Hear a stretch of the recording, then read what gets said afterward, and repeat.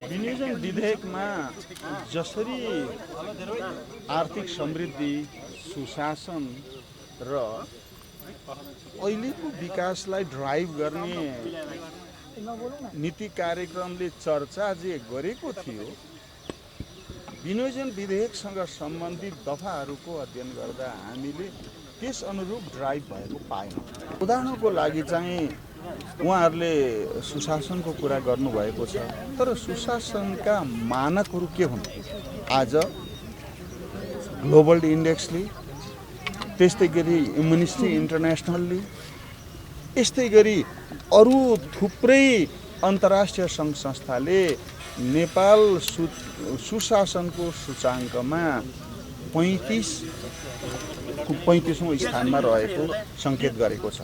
जबसम्म 51औं स्थानमा हामीले पुग्न सक्दैनौँ, तबसम्म हामीले हाम्रो देशलाई ग्रे लिस्टबाट माथि ल्याउन सक्दैनौँ। अहिले हामी ग्रे लिस्टमा छौँ। हो, त्यसो भने अब सुशासनका 16 पाइला अब राज्य हिँड्न बाध्य छ।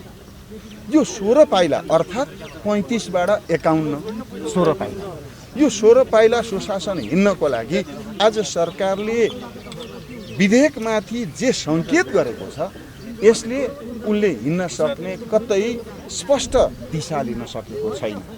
यो सुशासनका 16 पाइलाभित्र प्रशासन सुधारको सन्दर्भ छ, आर्थिक सुधारको सन्दर्भ छ, निर्माण विकासको सन्दर्भ छ।